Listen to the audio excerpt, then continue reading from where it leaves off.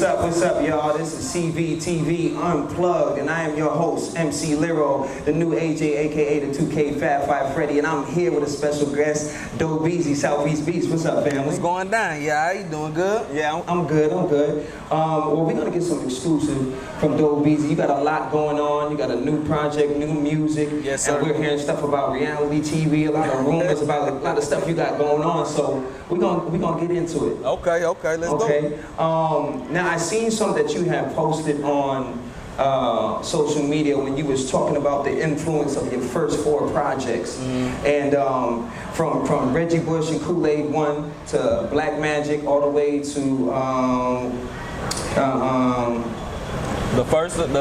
Reggie Bush Kool-Aid 1, all the way Footprints on the Moon, and Reggie Bush Kool-Aid 2. Okay. Yeah, Footprints on the Moon is the one that actually took it to another level. Right. You know what I'm saying? Now I wanna ask you, because you talked about the influence and how it each project kind of elevated the game for underground rappers like yourself, right, to get into the level that you're at now. So can you explain the beginning from Reggie Bush and Kool-Aid and how that influenced the underground? Okay.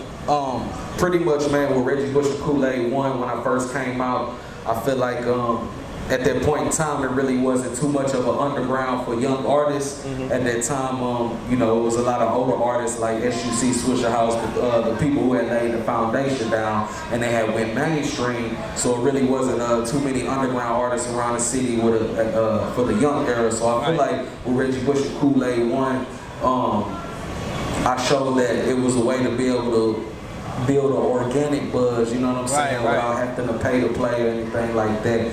So that's where Reggie Bush and Kool-Aid came, man. I went out there, I grinded my ass off. I was out there really working, out there going to 3-4 events a day. Yeah. And that's what happened with that, man. And once I built the buzz with that, I ended up dropping Blue Magic.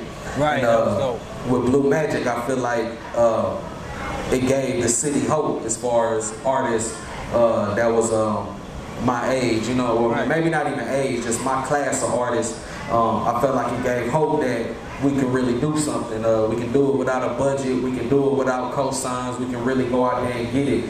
And Blue Magic really topped it off for people to really bring exposure to who I am. You know what I'm saying? So after that, I dropped Footprints on the Moon, and that's what pretty much opened the doors as far as radio. I had 3 singles that was on the radio without having to pay to play and things like that. And I feel like I solidified my position of who I am as an artist as far as just being able to go from freestyle to making real music.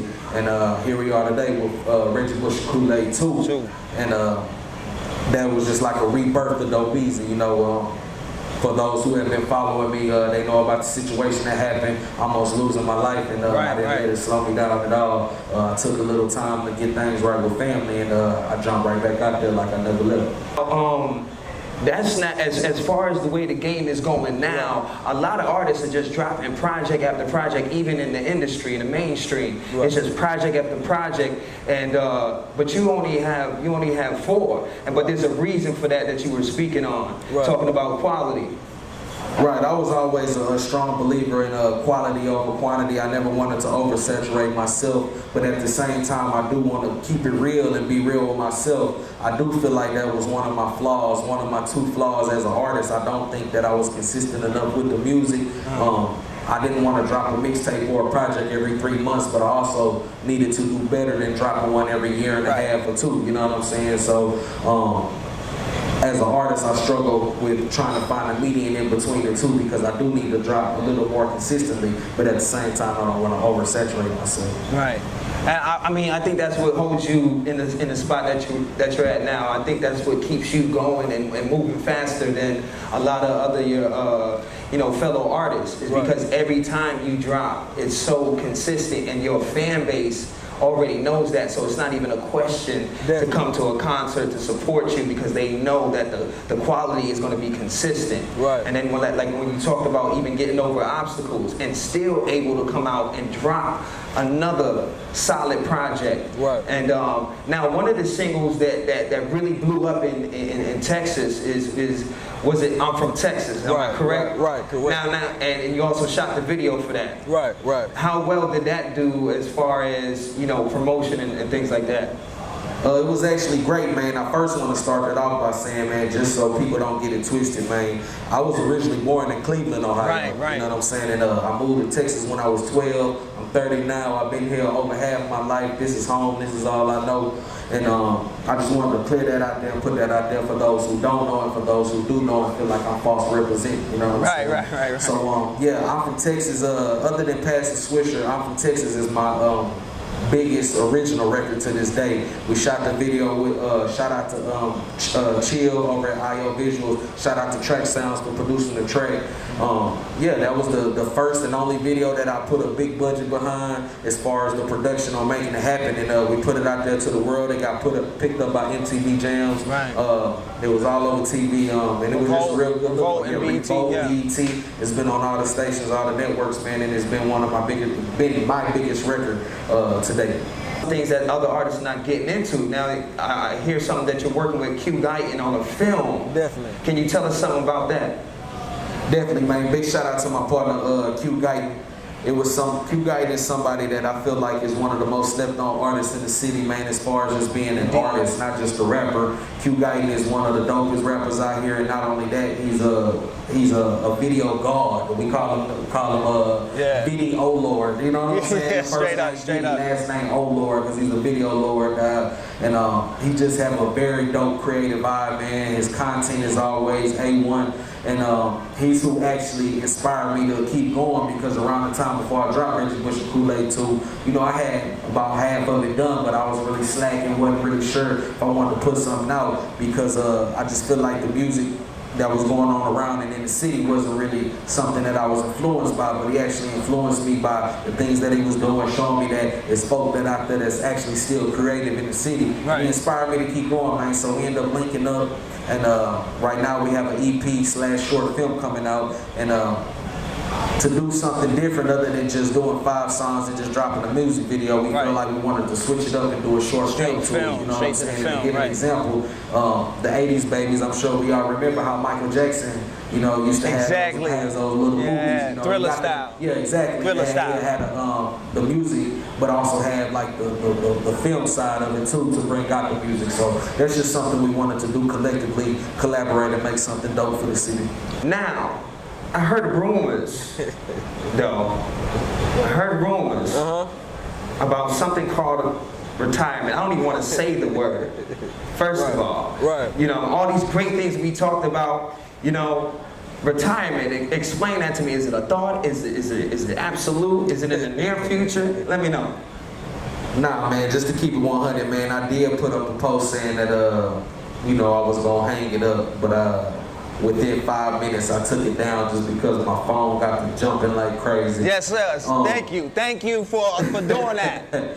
Nah, I just gotta keep it 100, man. It is a thought still to this day. It's still a thought. It's still something that I'm leaning towards, just because, you know, I'm getting older. I see a lot of things changing. I feel like the music the type of quality music that I'm putting out isn't as appreciated as it should be.